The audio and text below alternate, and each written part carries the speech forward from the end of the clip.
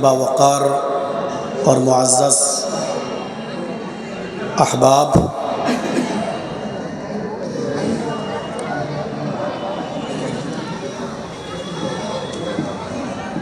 اس مدرسے کے اصلاح المومنین برہیٹ کے اراکین اور ممبران اور ذمہ داران اور برہیٹ کے علاقے اور اس کے اطراف و اکناف سے تشریف لائے ہوئے معزز سامعین حضرات،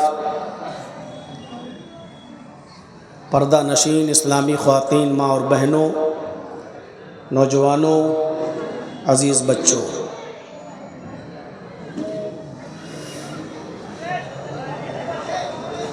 رات کا تقریباً 2:45 بج چکا ہے اور اب تک آپ نے بہت ہی دل جمعی کے ساتھ ہر مقرر کو سنا۔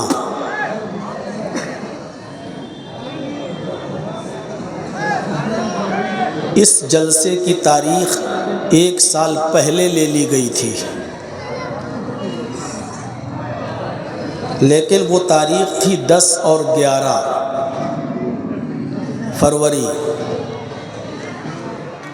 پھر آپ لوگوں کے ہاں کچھ چینجنگ ہوئی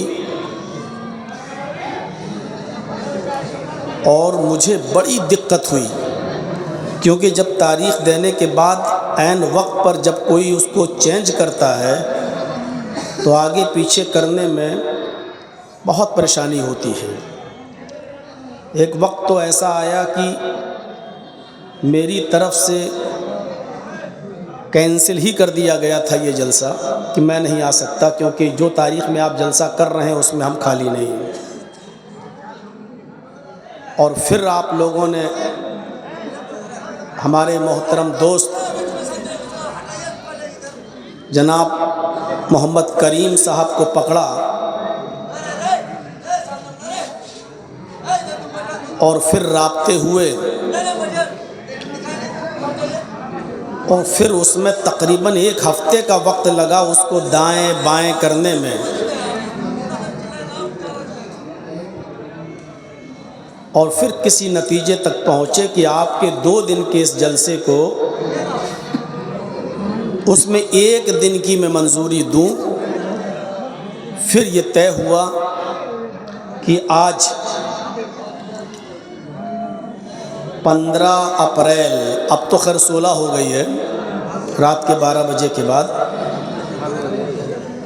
14 اور 15 فروری کو یہ پروگرام جو آپ کا رکھا گیا اس میں 15 فروری دے پایا۔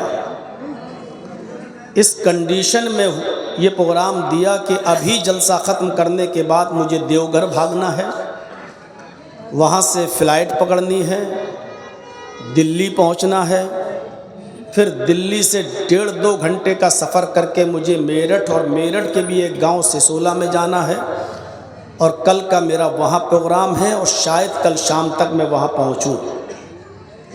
یعنی فلائٹ سے جانے کے بعد بھی 15 گھنٹے لگ جائیں، یہ اس طریقے کا یہ پروگرام ہوا۔ میں ابھی ہاشم بھائی سے یہی پوچھ رہا تھا، یہاں باوقار اور معزز احباب،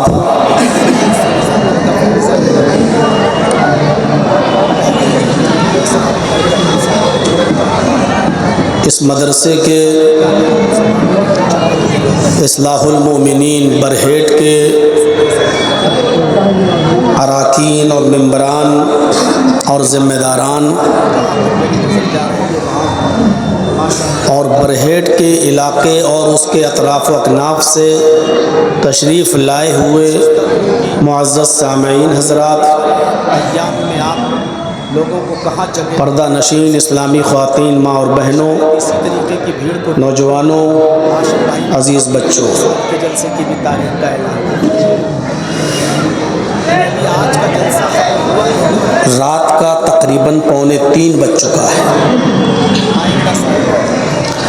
اور اب تک آپ نے بہت ہی دل جمعی کے ساتھ ہر مقرر کو سنا۔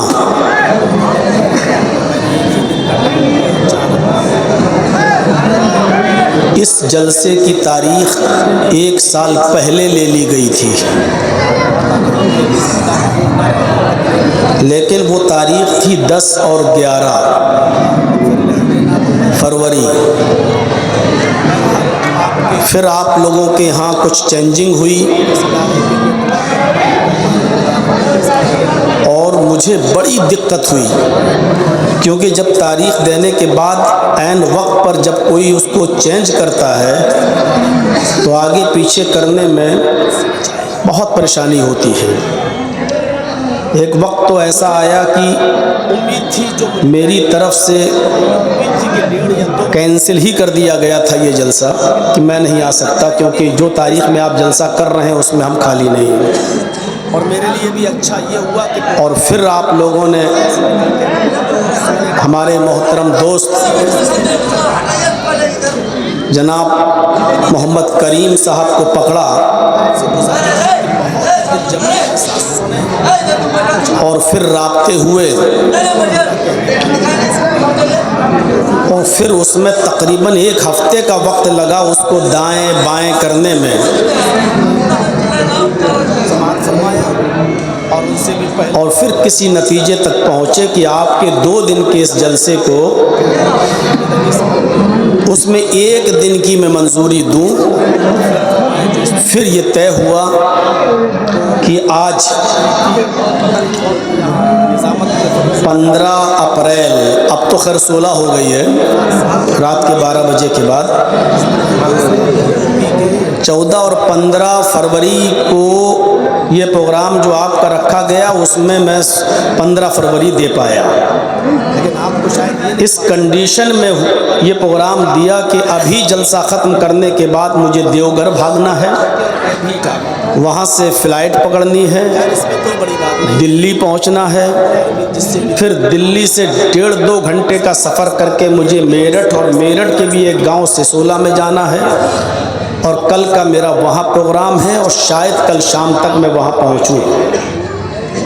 یعنی فلائٹ سے جانے کے بعد بھی 15 گھنٹے لگ جائیں، یہ اس طریقے کا یہ پروگرام ہوا۔ میں ابھی ہاشم بھائی سے یہی پوچھ رہا تھا، یہاں بیٹھے تھے آپ کے اس برہیٹ کے مدرسے کے جو ناظم ہیں، اور الحمدللہ 19 سال سے نظامت کا فریضہ انجام دے رہے ہیں، تو کہہ رہے تھے کہ مولانا صاحب کل کا جلسہ بالکل پھیکا رہا، جلسہ نہیں کامیاب ہو سکا۔ میں نے پوچھا کتنے لوگ رہے ہوں گے، تو کہنے لگے کہ ایسے ہی 150-200 لوگ رہے ہوں گے، کل کا جلسہ بالکل ناکام رہا۔ لیکن آج تو میں دیکھ رہا ہوں جہاں تک میری نظر جا رہی ہے وہاں ماشاءاللہ قدم رکھنے کی جگہ نہیں، اور اتنا بڑا گراؤنڈ آپ کا بھر چکا ہے کہ میں خود شستر ہوں کہ آگے آنے والے ایام میں آپ لوگوں کو کہاں جگہ دیں گے اور کیسے جگہ دیں گے۔ اور شاید اسی طریقے کی بھیڑ کو دیکھتے ہوئے ہاشم بھائی نے کہا کہ اگلے سال کے جلسے کی بھی تاریخ کا اعلان کر دیجیے گا، یعنی ابھی آج کا جلسہ ختم ہوا نہیں اور اگلے سال کی ڈیٹ پھر لے لی گئی، آئندہ سال کی، اور آئندہ سال 3-4 اپریل کو یہ جلسے کا ٹائم پھر فکس کر دیا گیا ہے، لیکن میں دونوں دن نہیں رہ پاؤں گا، میں نے ایک ہی دن کا ٹائم دیا ہے 4 اپریل۔ پروگرام ہے 3 اور 4 اپریل کا، یعنی آج سے 1 سال 2 مہینے کے بعد۔ پتہ نہیں میں بھی زندہ رہوں نہ رہوں، کتنے لوگ قبر میں پہنچ جائیں اور کتنے لوگوں کی اللہم اغفر لحینا و میتنا پڑھ لی گئی ہو۔ بہرحال آپ کے اس حوصلے کی میں داد دیتا ہوں اور اس ادارے کے لیے دعا کرتا ہوں کہ اللہ رب العالمین اس ادارے کو دن دونی اور رات چوگنی ترقی عطا فرمائے، اور اس ادارے سے پڑھنے والے بچوں کو دین کا سپاہی بنائے، اور اس ادارے کو کسی کی نظر نہ لگے، اللہ نظر بد سے بچائے۔ دکھائی نہیں دے رہا ہوں، مجھے تو امید تھی جو مجھے ٹائم ملے گا، لیکن مجھے یہ امید تھی کہ 1:30 یا 2 بجے تک مل جائے گا، لیکن 2:45 بج جائیں گے اس کا علم خیر مجھے بھی نہیں تھا، ہوتا ہے اور میرے لیے بھی اچھا یہ ہوا کہ پروگرام ختم کروں گا اور فوراً یہاں سے نکل کے اب سونے کا موقع نہیں ملے گا، سیدھے سفر دیوگھر کا۔ اتنی دیر سے بیٹھے ہیں اور آپ کھڑے ہو، جتنی دیر آپ کے سامنے میں بیٹھوں آپ سے گزارش ہے کہ بہت ہی دل جمعی کے ساتھ سنیں، کچھ اہم باتیں ہمارے اور آپ کے سامنے آئیں گی۔ اللہ کہنے والوں کو اور سننے والوں کو عمل کی توفیق عطا فرمائے۔ مجھ سے قبل عبدالغفار سلفی حفظہ اللہ سے آپ نے سماعت فرمایا، اور ان سے بھی پہلے فضل الرحمان صاحب سے سماعت فرمایا، اور میں جہاں رکا ہوا ہوں، ٹھہرا ہوا ہوں، امید علی صاحب کے گھر پہ، اللہ ان کی مغفرت فرمائے جو اس وقت دنیا میں نہیں ہیں، تو وہاں آواز آ رہی تھی، پتہ نہیں کون یہاں نظامت کے فریضے انجام دے رہا تھا کہ کون تھا، وہ کہہ رہا تھا کہ عبدالغفار صاحب بھی یو پی کے، فضل الرحمان صاحب بھی یو پی کے، مولانا جرجی صاحب بھی یو پی کے، یو پی والوں کا قبضہ ہو گیا جھارکھنڈ کا۔ لیکن آپ کو شاید یہ نہیں معلوم ہو، یو پی والوں کا نہیں، اٹاوا والوں کا قبضہ ہوا ہے آپ کے جھارکھنڈ پر۔ فضل الرحمان بھی اٹاوا کے اور میں بھی اٹاوا کا۔ خیر اس میں کوئی بڑی بات نہیں ہے، اللہ رب العالمین جس سے بھی دین کا کام لیتا ہے، ضرورت اس بات کی ہے کہ ہم سننے سے زیادہ اس پر عمل کریں، یہی وقت کی ضرورت ہے۔ سچ بتاتا ہوں، جتنے آپ یہاں بیٹھے ہیں، اللہ کی قسم اس سے زیادہ لوگ باہر دکانوں میں ہیں۔ میری گاڑی کس پوزیشن اور کس کنڈیشن سے یہاں تک پہنچی وہ میں سمجھ رہا ہوں۔ جب مجھ جیسے آدمی کو 100 قدم 150 قدم کی دوری پر آنے میں 15 سے 20 منٹ لگ جائیں تو آپ سوچئے کہ عام لوگوں کو کتنی پریشانی ہوگی۔ آپ جتنے یہاں مرد بیٹھے نا، اس سے زیادہ عورتیں برقع پہن پہن کے باہر جلیبیاں خرید رہی ہیں، لپسٹک خرید رہی ہیں، چوڑیاں خرید رہی ہیں۔ اگر کوئی ایسی بات، مجھے شاید ایسا لگتا، میں نے آپ کے ہاں عید اور بقرعید تو دیکھی نہیں ہے، لیکن مجھے ایسا لگتا ہے کہ عید کے دن بھی ایسا چہل پہل نہیں ہوتی ہوگی جیسے جلسے میں آج میں دیکھ رہا ہوں۔ میرا دل کہہ رہا اندر سے، مجھے معلوم نہیں ہے، شاید اتنا چہل پہل عید کے دن بھی نہ ہوتی ہو مردوں کی عورتوں کی جتنی آج کے دن میں دیکھ رہا ہوں۔ اللہ رب العالمین ان جلسوں سے اصلاح کا کام لے، اور ہمارے ان بھائیوں کو جو بازاروں میں اور ان بہنوں کو جو بازاروں میں گھوم رہے اور گھوم رہی ہیں، اللہ رب العالمین ان کو بھی پردے کے ساتھ جلسے میں آنے کی، پردے کے ساتھ جلسہ سننے کی، اور پردے کے ساتھ اپنے گھر واپس جانے کی توفیق عطا فرمائے، اور پردے کو اپنی زندگی میں نافذ فرمانے کی بھی توفیق عطا فرمائے۔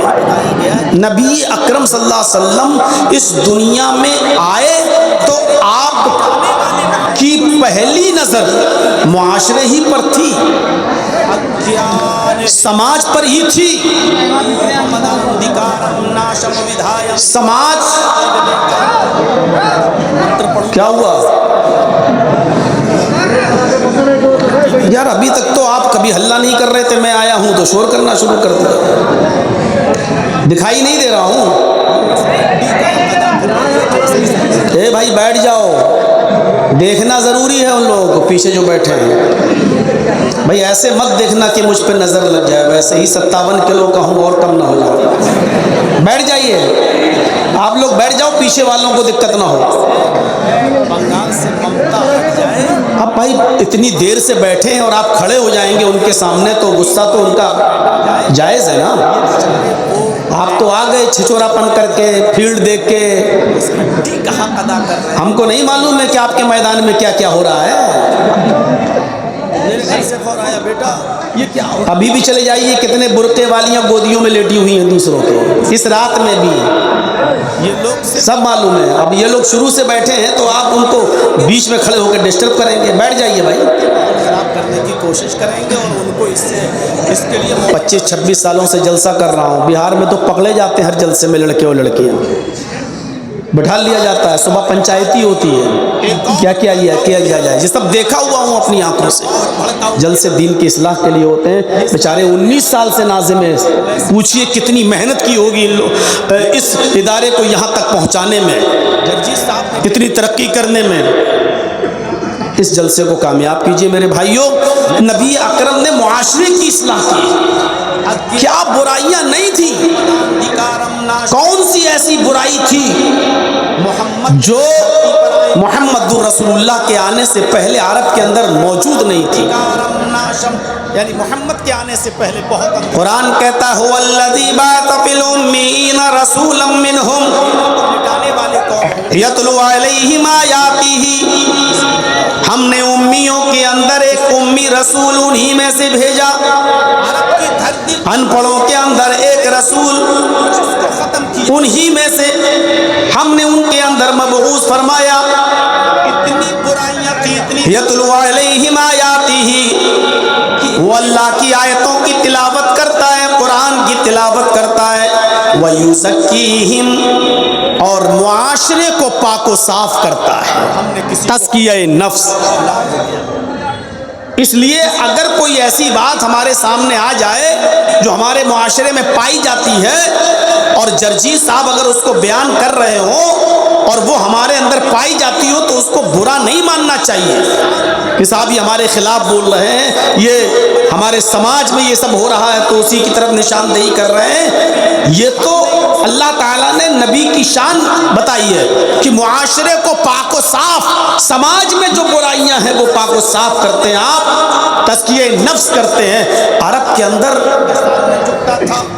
کیسی برائیاں تھیں، ایک ایک پر اگر آپ نظر ڈالیں گے تو آپ دنگ رہ جائیں گے کہ اللہ کے نبی نے ان برائیوں کو کیسے ختم کیا۔ کہ مورتی بنا دی جاتی تھی دیوی دیوتا۔ بھاگوت پران کا ایک منتر ہے، اس منتر میں بھی یہی بتایا گیا ہے کہ اندھیرا اتنا ہوگا لیکن اس اندھیرے کو مٹانے والے محمد رسول اللہ ہوں گے نام کے ساتھ۔ اجیان ہیتو کرت موہ مداندھکارم ناشم ودھایم ہتدو دیتے وویکا۔ منتر پڑھوں گا نہیں، بس ایک پڑھ دیا ہوں، ورنہ ٹی وی چینل پر دیکھیے تو آج بھی بول رہا ہے، بول رہا نہیں بول رہی ہے، اور شراب کے نشے میں وہ اس ہڈی کا حق ادا کر رہی ہے جو اس کے سامنے ڈالی گئی ہے۔ اور بنگال کا چناؤ جب تک ہو نہیں جائے گا ایسے کتے اور کتیاں بھی بہت بھونکیں گے، پرانی تقریریں میری ڈھونڈ ڈھونڈ کر لائیں گے۔ وہ چاہ رہے ہیں کہ کسی طریقے سے بنگال سے ممتا ہٹ جائے اور پھر وہاں ہمارے مالک کی ہماری گورنمنٹ آ جائے۔ یہ بیچارے وہ اینکر اور اینکرنیاں یہ حق ادا کر رہے ہیں، اس ہڈی کا حق ادا کر رہے ہیں جو ہڈی ان کے سامنے ڈالی گئی ہے۔ وہ کہتا تھا میرے گھر سے فون آیا، بیٹا یہ کیا ہو رہا ہے؟ میری امی فون کر رہی ہیں۔ میں نے کہا امی گھبرانے کی ضرورت نہیں ہے، کچھ نہیں ہوگا، یہ لوگ صرف ٹی آر پی بڑھائیں گے اور ہندو مسلم کر کے ماحول خراب کرنے کی کوشش کریں گے، اور ان کو اس کے لیے مولانا جرجیز سے بہتر کوئی اور دوسرا مولوی مل نہیں رہا۔ ان کی صورتحال یہ تھی کہ ان کو آج بھی دکھا رہی ہے، آج بھی ایک اور بھڑکاؤ بیان مولانا جرجیز کا، ایک اور بھڑکاؤ بیان۔ یہ سارے بیان اویسی صاحب روز چینل پر دیتے ہیں لیکن ان کا بیان بھڑکاؤ نہیں، جرجیز صاحب نے کہہ دیا تو بھڑکاؤ بیان ہو گیا۔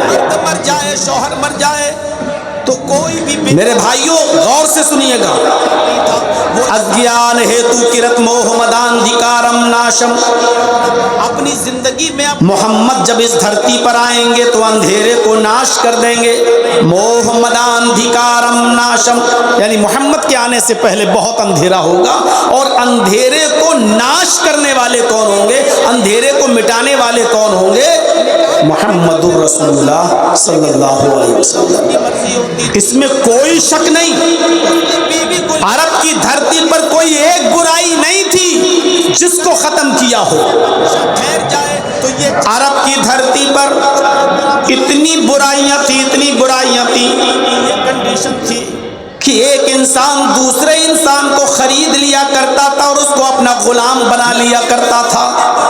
مار ڈالے جاتے ہیں کہ یہ کہیں بڑے ہو کر میرے ساتھ نہ، ہم نے کسی کو خرید لیا وہ میرا غلام ہو گیا، اور لڑکیاں کسی عورت کو یا لڑکی کو خرید لیا تو وہ میری لونڈی ہو گئی۔ انسانیت کو کچلا جا رہا تھا، کر دیا جاتا، ان بچیوں کو انسانیت کی صورتحال یہ تھی کہ انسان جس کو اللہ نے سب سے افضل مخلوق بنایا، لقد خلقنا الانسان فی احسن تقویم، ہم نے انسان کو سب سے بہترین ڈھانچے میں پیدا کیا ہے۔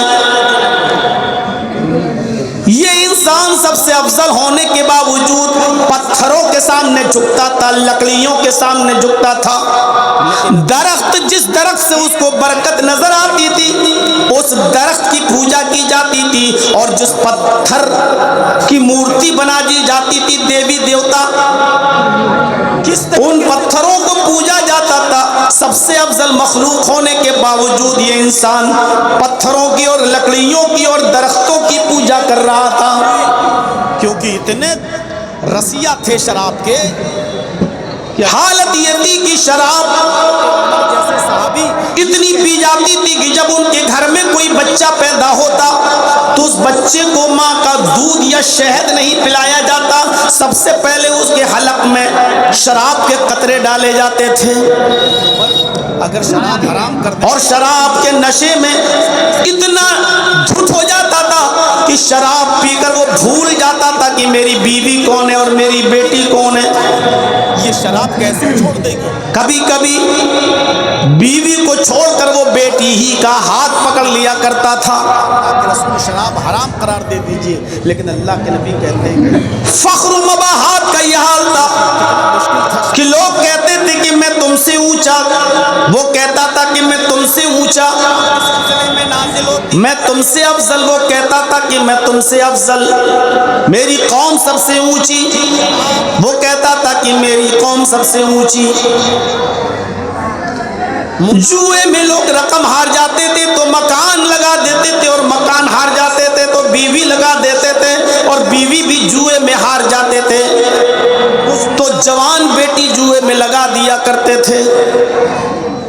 لیکن عورتوں کی صورتحال یہ تھی کہ ان کو کپڑے پہن کر خانہ کعبہ کا طواف کرنے کی اجازت نہیں تھی، بالکل برہنہ اور ننگی ہو کر وہ خانہ کعبہ کا طواف کیا کرتی تھی، کپڑے کا ایک تار بھی ان کے جسم پر نہیں ہوتا تھا۔ نفع سے زیادہ ہے، یعنی نفع تو ہے۔ اگر ان عورتوں کی زندگی میں ان کا مرد مر جائے، شوہر مر جائے، تو کوئی بھی بیوہ عورت سے شادی کرنے کے لیے تیار نہیں تھا۔ وہ اس عورت کو منحوس سمجھتا تھا اور یہ عقیدہ رکھتا تھا کہ یہ عورت اپنی زندگی میں اپنے آدمی کو نگل گئی، اب جو بھی اس سے شادی کرے گا وہ پھلے گا نہیں، پھولے گا نہیں، یہ عورت اس کو بھی ڈس جائے گی۔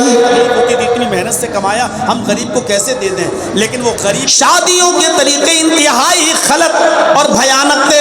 نکاح کر کے گھر میں تو لاتا تھا، لیکن ملنا نہ ملنا اس کی مرضی ہوتی تھی، جو چاہے اس کی بیوی کو لے جائے، اس کے ساتھ رہے، کھائے پیے اور ہم بستری کرے، اگر اس سے بچہ ٹھہر جائے تو یہ چاہے تو اس کو بلا لے اور چاہے تو نہ بلائے۔ یہ شادی کے بعد بھی بیوی کی یہ کنڈیشن تھی، چل جاتا تھا تو دولت لٹا دیتے تھے غریبوں میں، فقیروں میں۔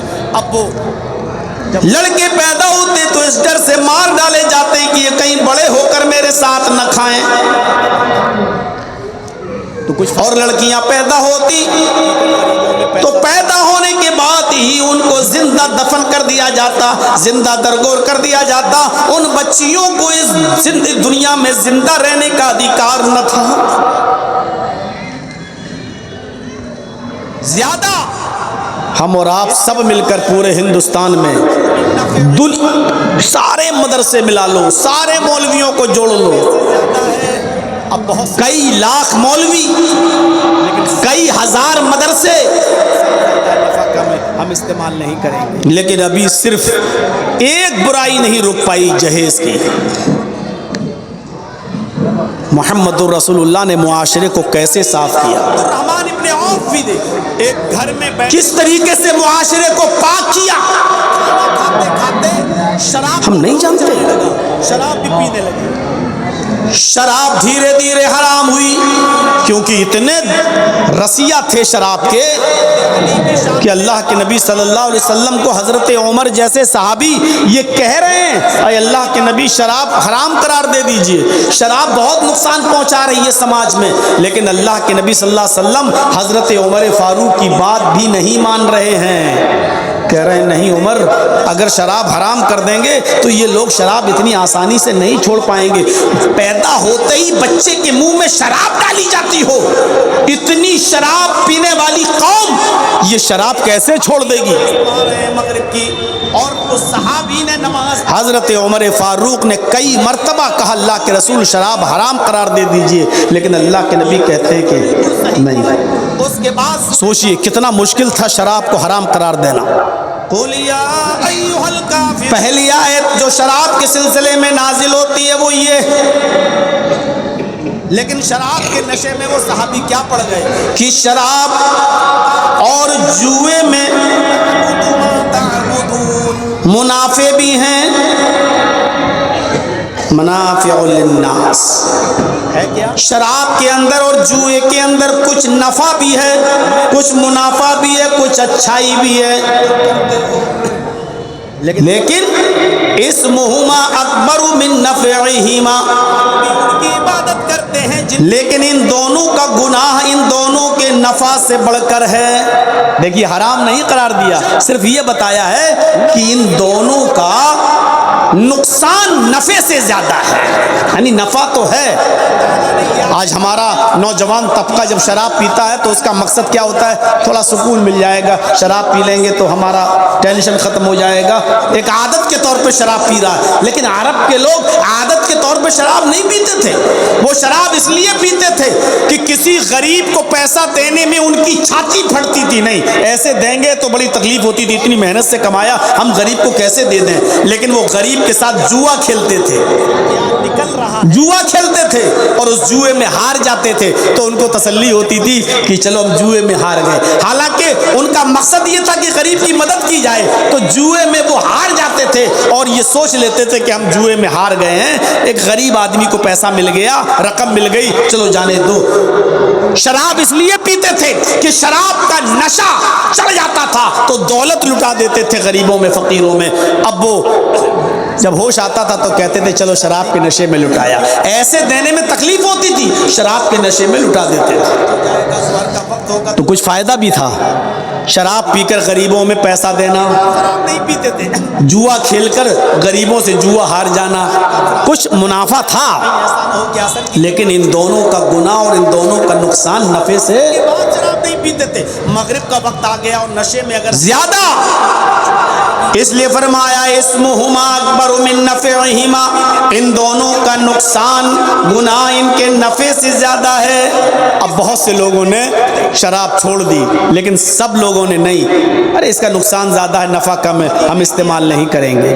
انصاری اور مہاجرین، اب دیکھیے دوسری حالت کیا ہوئی شراب پینے کے بعد، مہاجرین کچھ صحابہ جس میں حضرت علی بھی تھے اور عبد الرحمن ابن عوف بھی تھے، ایک گھر میں بیٹھے ہوئے کھانا کھا رہے تھے اور کھانا کھاتے کھاتے شراب کا دور چلنے لگا، شراب بھی پینے لگے، قوم قریش میں صحابہ کرام نے شراب بھی پی، جس میں حضرت علی بھی شامل ہے، عبد الرحمن ابن عوف بھی شامل ہیں، ایک انصاری کی دعوت پر یہ تمام لوگ شریک ہوئے، کھانا کھایا اور شراب کا دور چلا، سب نے شراب پی، ابھی شراب حرام نہیں ہوئی تھی اس لیے پی لی، ہم نے رہنے کے لیے شراب پینے کے بعد نشہ آ گیا، اور نشہ جب آیا تو نماز کا وقت بھی ہو گیا، اب مغرب کی نماز پڑھنے لگے یہ لوگ، شراب کے نشے میں ہے اور مغرب کا وقت ہو گیا، جب مغرب کی نماز پڑھنے لگے تو ایک صحابی نماز پڑھا رہے ہیں مغرب کی،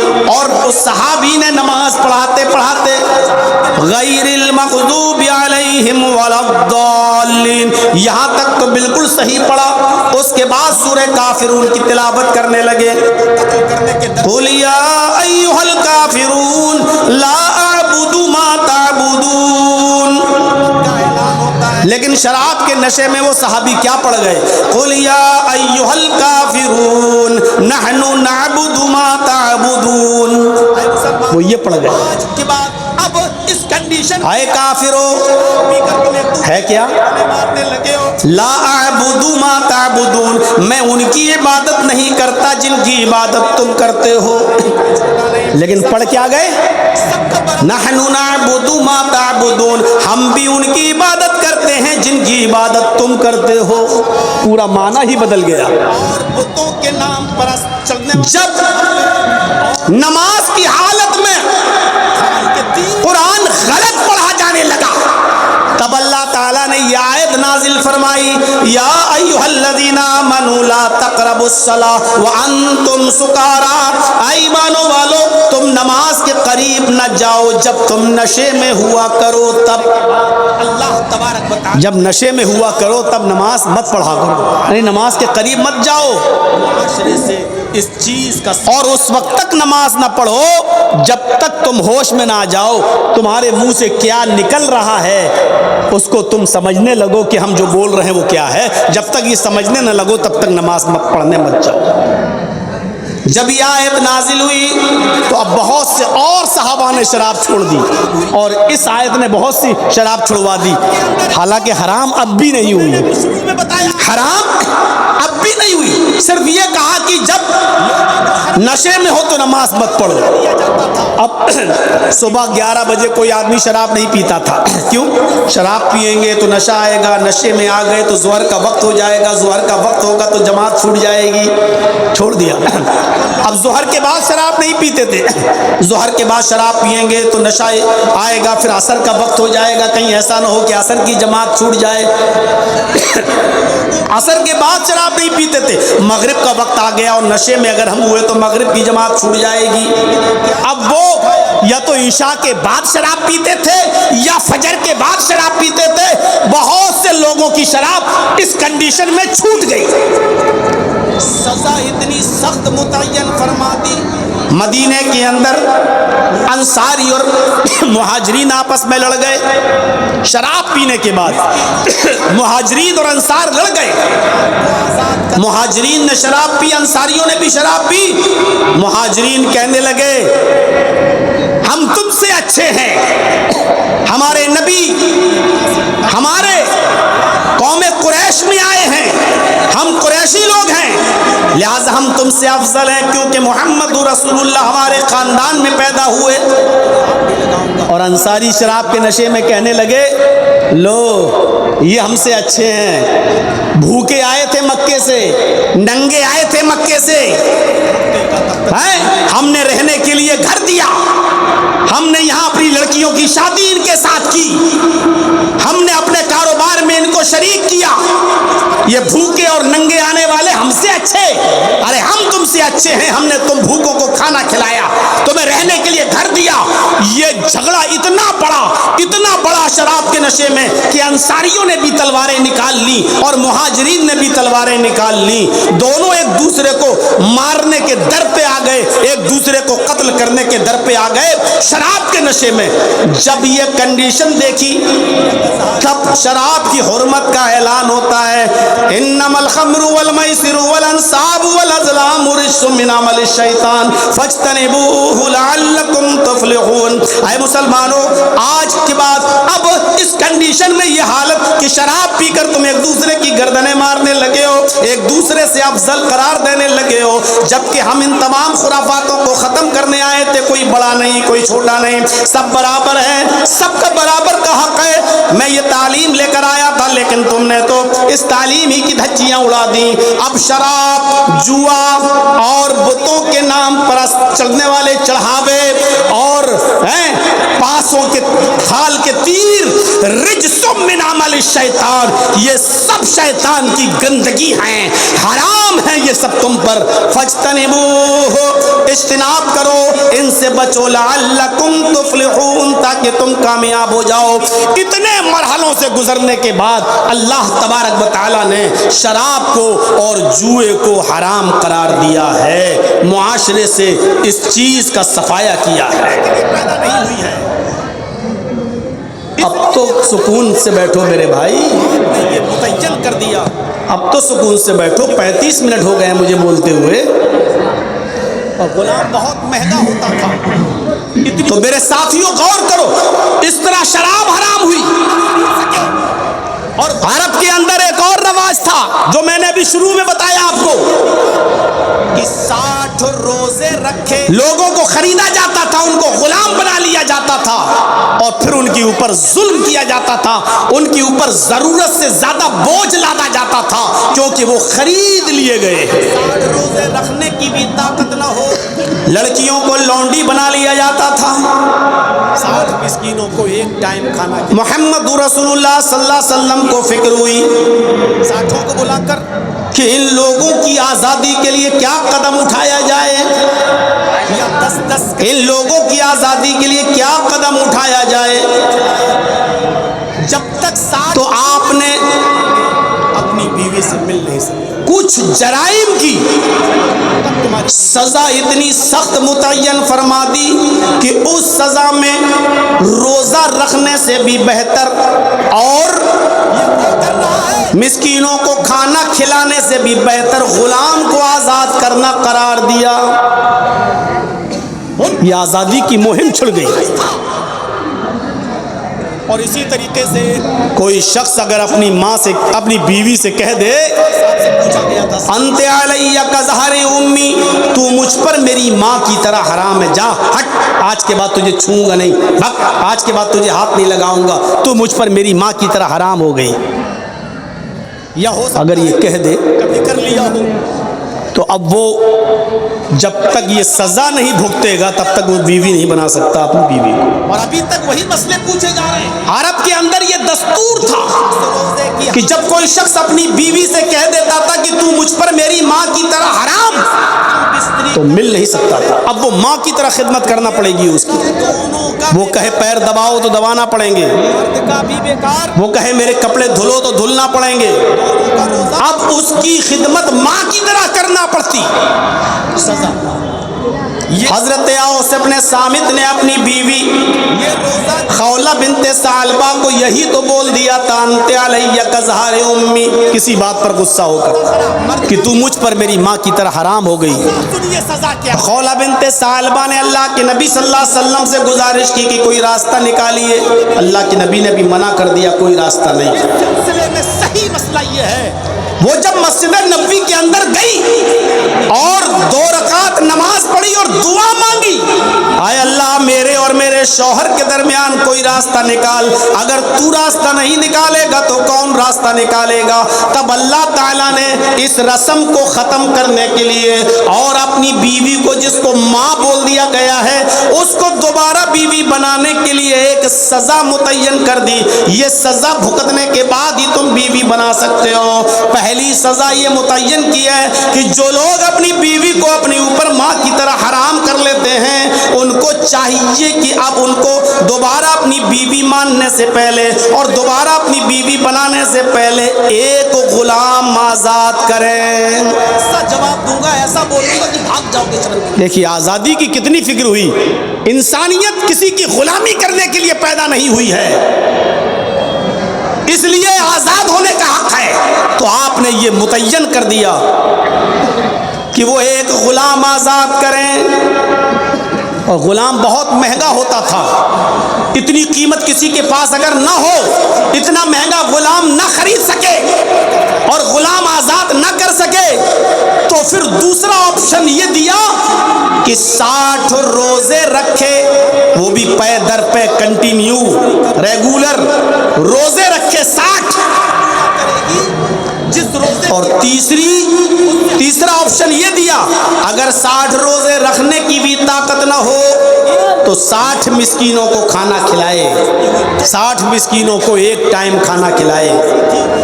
اب چاہے ایک دن کھلا دے 60 کو بلا کر، یا ایک ایک کر کے 60 دن کھلائے، یا 10 کر کے 6 دن کھلائے، یا 30 کر کے 2 دن کھلائے، جب تک 60 پورے نہیں ہو جائیں گے اپنی بیوی سے مل نہیں سکتے۔ 60 پورے کر لو تب تمہاری بیوی بن جائے گی، اب تم جا سکتے ہو اپنی بیوی کے پاس۔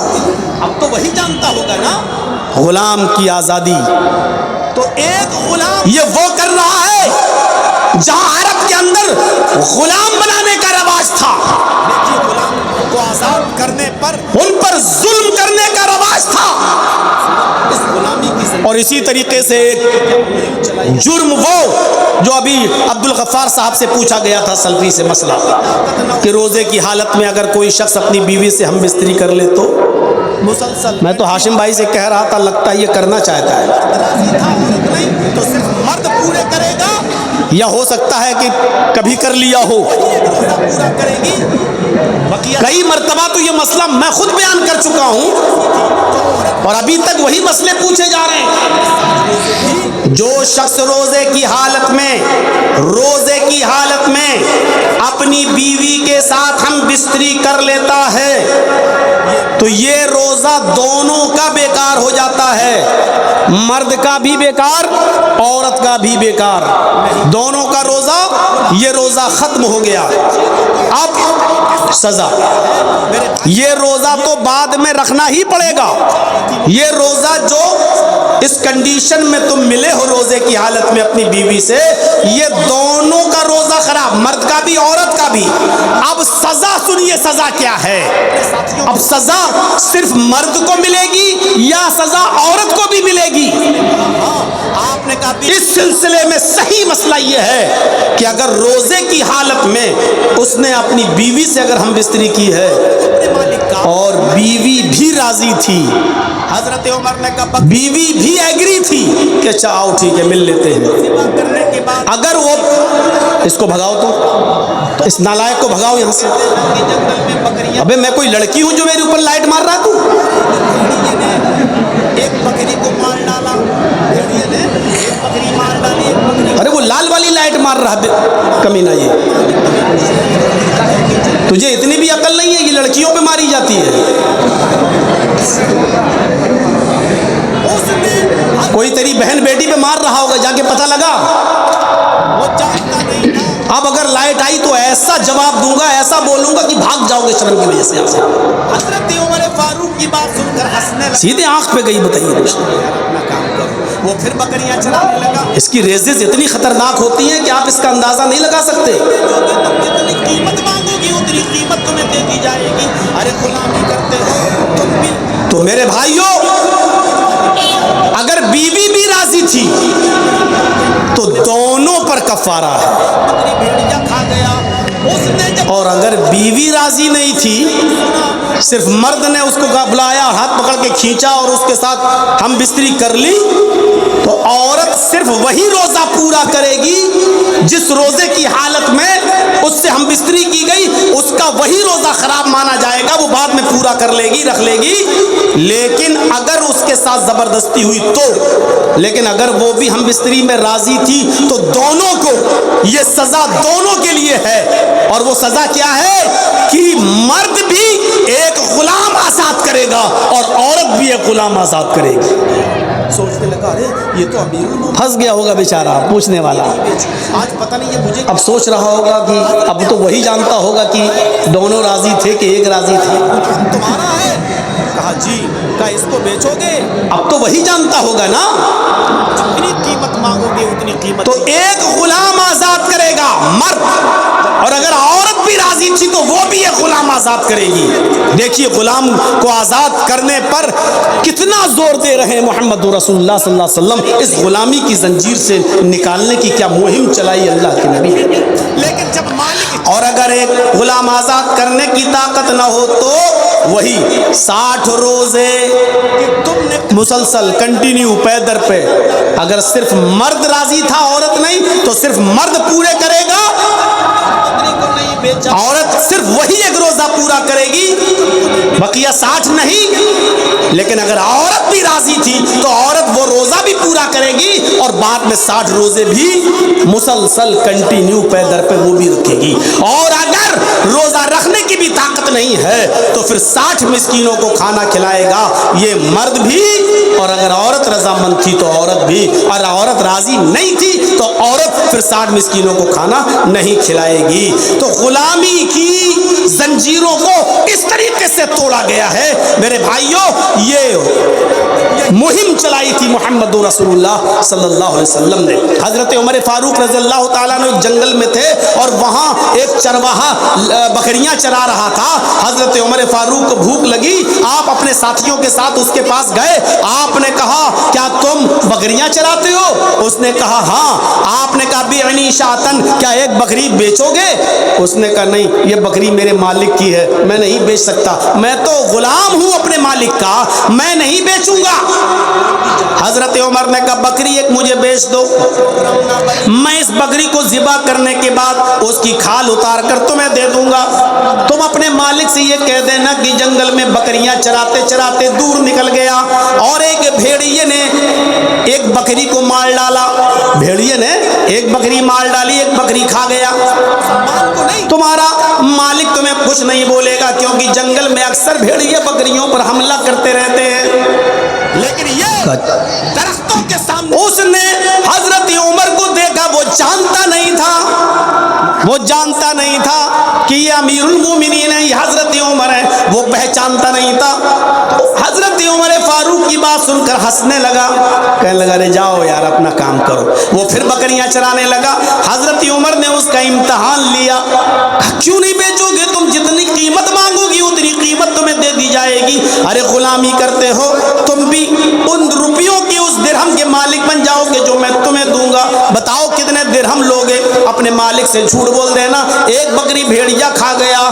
اس نے جب دوبارہ حضرت عمر فاروق سے یہ سنا تو چیخ کر کہنے لگا این اللہ، این اللہ، پھر اللہ کہاں ہے، پھر اللہ کہاں ہے؟ یعنی میں اپنے مالک سے تو جھوٹ بول کر بچ جاؤں گا، لیکن قیامت کے دن میں اللہ سے کیسے جھوٹ بولوں گا؟ قیامت کے دن میں اللہ کو کیا جواب دوں گا؟ حضرت عمر فاروق کی آنکھوں میں آنسو آ گئے اور آپ نے اس کو کچھ نہیں بولا۔ پھر آپ جب واپس آئے تو دوسرے دن آپ نے اس کے مالک کو بھی اور اس غلام کو دونوں کو بلایا۔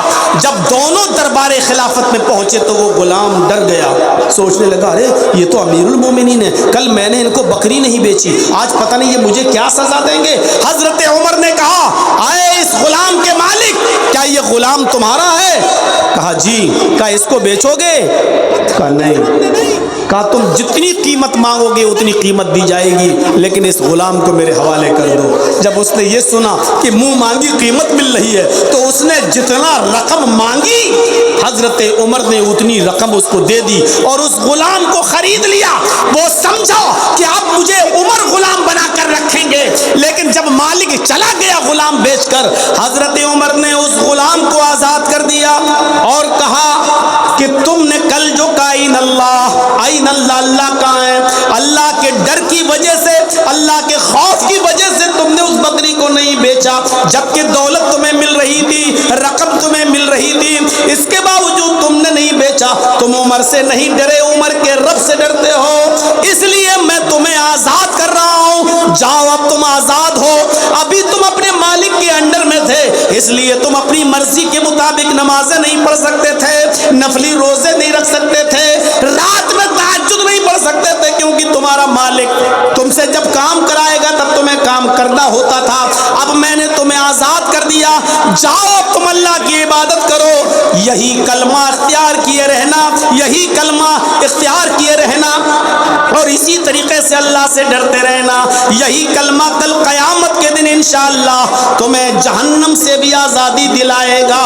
تو غلام کو آزاد کرنے کی ایک مہم چلائی تھی جناب محمد رسول اللہ صلی اللہ علیہ وسلم نے، اس طریقے سے غلاموں کو آزادی ملتی تھی۔ چھڑی سے ایک ایک کر کے بت کو گراتے جاتے۔ ایک اور چیز پر نظر ڈالیے، انسانیت پیروں تلے روندی جا رہی تھی۔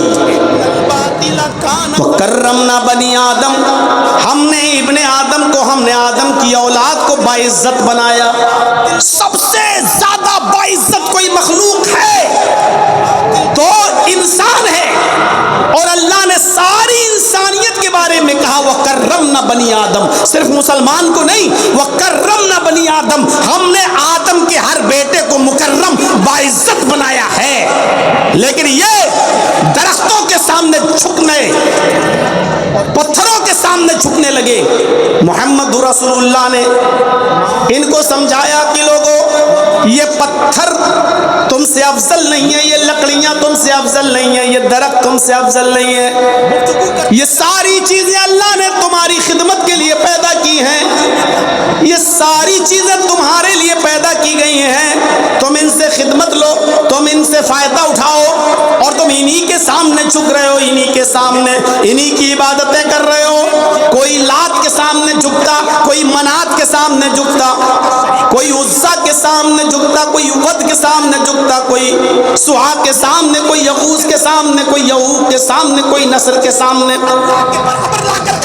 خانہ کعبہ میں 360 بت و مورتیاں رکھی ہوئی تھی، لوگ ان کے سامنے پتھروں کی مورتیوں کے سامنے جھکا کرتے تھے۔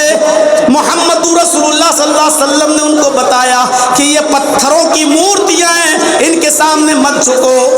قولوا لا الہ الا اللہ تفلحوا، لوگوں لا الہ الا اللہ کہہ دو تم کامیاب ہو جاؤ گے، لوگوں لا الہ الا اللہ پڑھ لو تم کامیاب ہو جاؤ گے۔ ایک اللہ کی عبادت کی طرف بلایا ان کو، ایک اللہ کی عبادت کی طرف آؤ، ایک اللہ کی عبادت، درختوں کے سامنے نہیں، پتھروں کے سامنے نہیں، چاند و سورج کے سامنے نہیں، ایک اللہ کو سجدہ کرو۔ آپ نے معاشرے کو، سماج کو مورتیوں کی پوجا، پتھروں کی پوجا، درختوں کی پوجا سے معاشرے کو اور سماج کو آپ نے صاف کیا ہے۔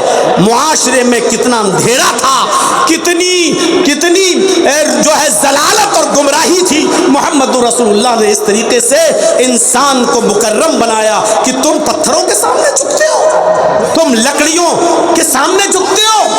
اور خود حال یہ تھا کہ جب فتح مکہ ہوا، جب مکہ فتح ہوا، جب مکہ فتح ہوا تو اللہ کے نبی صلی اللہ علیہ وسلم مکے میں خانہ کعبہ میں داخل ہو گئے، 10,000 صحابہ آپ کے ساتھ تھے۔ سب سے پہلے فتح مکہ کے دن آپ خانہ کعبہ میں گئے اور خانہ کعبہ میں 360 مورتیاں رکھی ہوئی تھی۔ اللہ کے نبی نے سب سے پہلے انہی مورتیوں کو توڑا، انہی مورتیوں سے خانہ کعبہ کو پاک کیا۔ آپ حضرت علی کے کندھے پر سوار ہو گئے، حضرت علی بیٹھ گئے، اللہ کے نبی حضرت علی کے کندھوں پر سوار ہو گئے، حضرت علی اللہ کے نبی کو لے کر اٹھ گئے۔ اللہ کے نبی کے ہاتھ میں چھڑی تھی، لکڑی کی چھڑی تھی، اور آپ ایک ایک چھڑی سے ایک ایک بت کو گراتے جاتے، ایسے یہ بت وہ مارا، اوپر سے نیچے گرا، ٹکڑے ٹکڑے ہو گیا، دوسرا بت گرایا، ٹکڑے ٹکڑے ہو گیا، تیسرا بت گرایا، زمین پہ گرا، ٹکڑے ٹکڑے ہو گیا۔ آپ اسی چھڑی سے ایک ایک کر کے بت کو گراتے جاتے، اور ہر بت کو گراتے وقت یہ کہتے جاتے جال حق و زحق الباطل ان الباطل کان زہوقا، حق آ گیا اور باطل مٹ گیا، حق آ گیا اور باطل مٹ گیا، اور باطل کو تو مٹنا ہی تھا، حق آ گیا اور باطل مٹ گیا، باطل کو تو مٹنا ہی تھا۔ اس طریقے سے آپ نے خانہ کعبہ کو پتھروں کی مورتیوں سے اور بتوں سے صاف کر دیا۔ توحید کی دعوت ایسی دی کہ ایک مرتبہ آپ کہیں بیٹھے ہیں اور کسی صحابی نے یہ کہہ دیا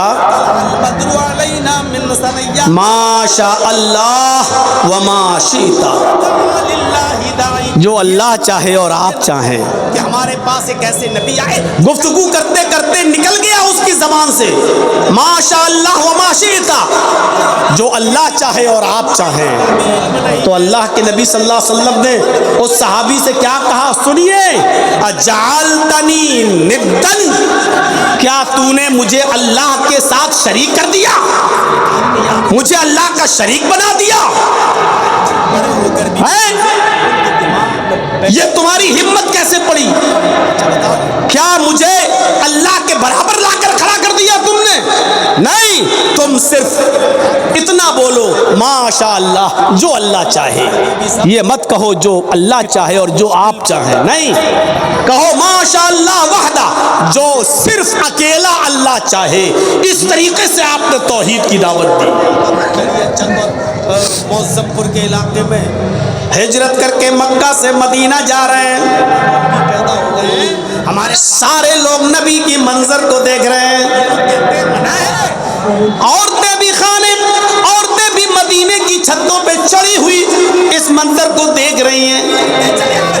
میں دیکھنے کا جذبہ زیادہ ہوتا ہے. ابھی کوئی بارات جا رہی ہو نا تو عورتیں چھتوں پہ چڑھ کے دیکھتی ہیں دولہا کیسا ہے. یہ عورتوں میں بڑی بری بیماری ہوتی ہے, وہ دولہو دیکھتی ہے کیسا ہے اور دلہن بھی دیکھتی ہے کیسی ہے, اور مرد دولہا کو نہیں دیکھتا ہے.